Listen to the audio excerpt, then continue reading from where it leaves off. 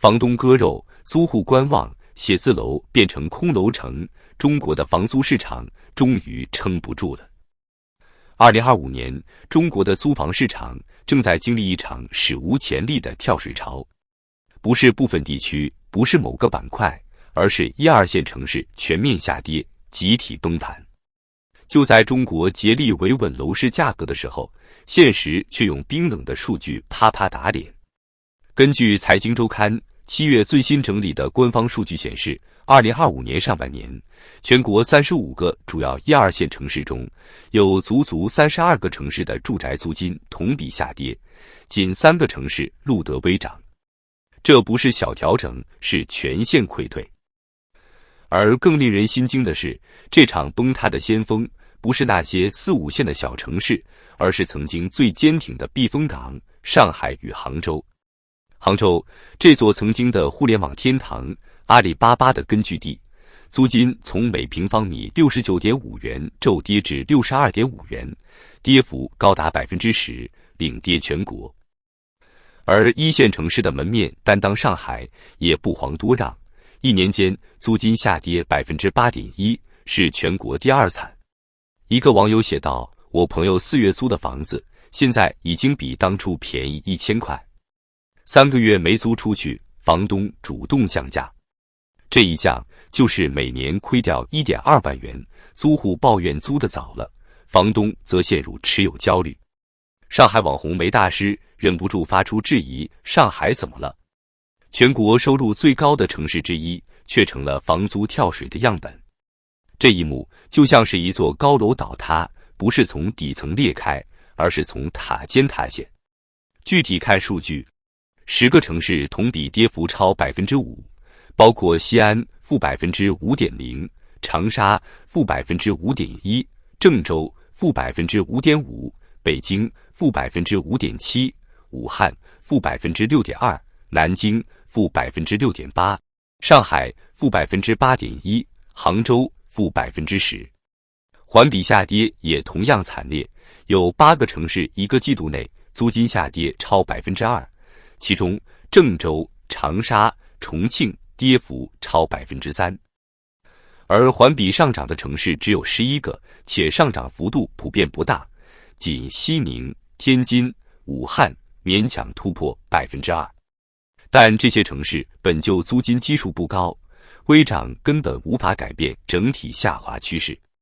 如果把时间轴再拉长，当前全国房租普遍比历史高点下降，最多达26.4%。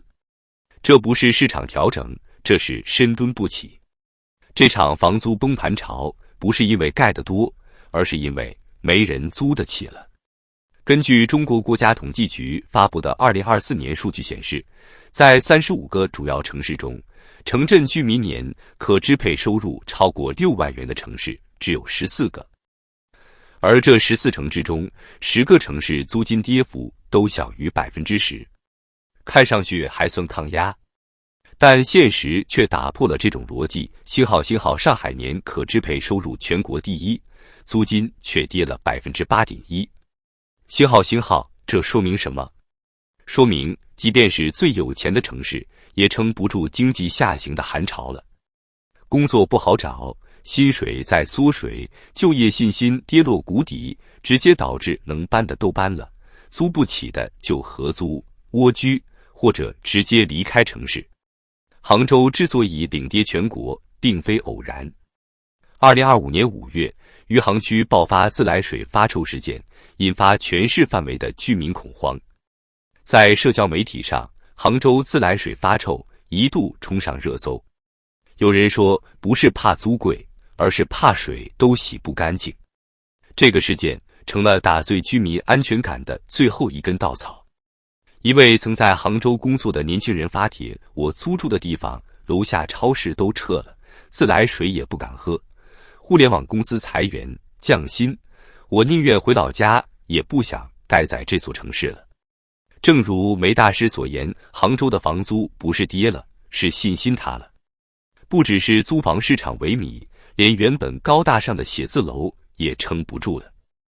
2025年上半年，上海写字楼租金同比暴跌17.8%，空置率达 22.4%， 这几乎意味着每5间写字楼里就有1间是空的。这还是上海 GDP 全国第1、总部企业密集的城市。如果连上海的写字楼都沦陷了，其他城市还能好吗？根据世邦魏理仕的报告，今年上半年上海新增写字楼供应 30.2 万平方米，但新增需求极度疲软。仲量联行商业地产总监黄真直言，租户对租金成本极度敏感，正在要求降价、改合同。一句话，租不起了，也不想租了，签了合同都想毁约。曾几何时，上海是中国楼市最稳定的压舱石，但现在这块压舱石正在迅速松动。数据显示，上海2025年上半年写字楼租金同比暴跌 17.8%， 空置率达 22.4%， 几乎与2022年疫情风控时期相当，甚至更糟。不仅如此，华夏时报揭露，写字楼市场的真实空置率可能还要更高，因为不少房东为了掩盖业绩虚假满租，选择零租金出租或延迟签约，企图撑住价格。这就像一根早已折断的梁，外表再光鲜，也注定支撑不住整栋楼的重量。上海楼市的暴跌不只是地产问题，而是经济全面停滞的反应。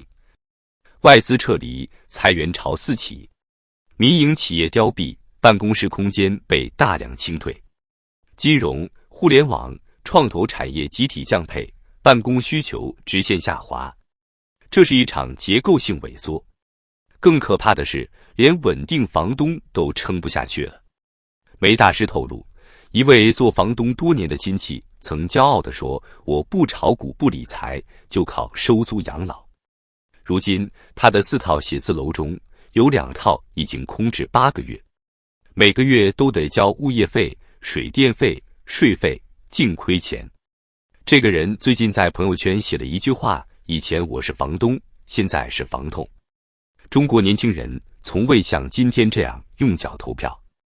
一方面，青年失业率居高不下，尽管北京方面从2023年起就暂停公布青年失业率，但2024年底，清华大学与一家研究机构联合发布的抽样调查显示，16至24岁青年群体的广义失业率已突破 25%。而与此同时，收入减少，消费缩水，年轻人对留在大城市打拼的信念正在崩塌。在豆瓣离开北上广的小组中，有近90万人在交流逃离路线图，去了苏州找工作。虽然工资少点，但生活压力也少了。还有人说，租房都成了我最大的支出，不如回老家开个小店。曾经撑起1线城市活力的年轻人，如今集体撤退。他们的离开不只是租房市场的流失，更是城市未来的流失。写字楼空置率飙升并不是孤立事件，而是中国经济下行全景图的一部分。以2025年上半年的外资数据为例，外国在华直接投资 FDI 同比下降 22%， 日本、德国、韩国企业大量撤出中国市场，许多在上海、北京设立的区域总部被关闭或转移至越南、印度。美国驻华商会数据显示，有 62% 的在华美企暂停扩张计划。这些撤退的外资企业正是高端写字楼的主要租户。在这波潮退中，北京、上海的高端写字楼反而成了被抛弃的对象。他们原本是金融、律所、互联网等产业的聚集地，而现在这些产业要么收缩，要么被政策打压，直接导致租户流失。此外，内卷严重的创投市场也让大批创业公司关灯离场，不再租赁昂贵的写字楼空间。共享办公一度风靡，如今也频频爆雷，许多知名品牌资金链断裂，强制解约。这就是写字楼空置的真正原因，资本正在逃离，而不是等待回暖。很多人还在幻想，只要熬一熬，租金总会涨回来。但现实是，这轮租金下跌不是周期性，而是结构性。2025年上半年，全国人口继续负增长。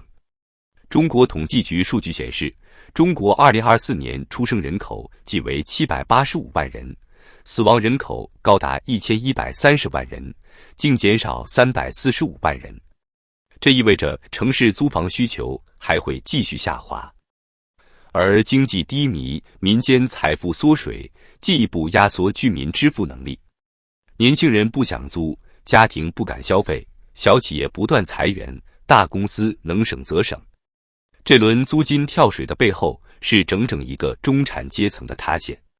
房东再怎么硬撑，也换不来需求。你租金不降，房子就租不出去；你降了，租户还在观望。最后的结果就是空置、亏钱、焦虑、崩溃。2025年，中国的房租市场正被3把刀一起切割。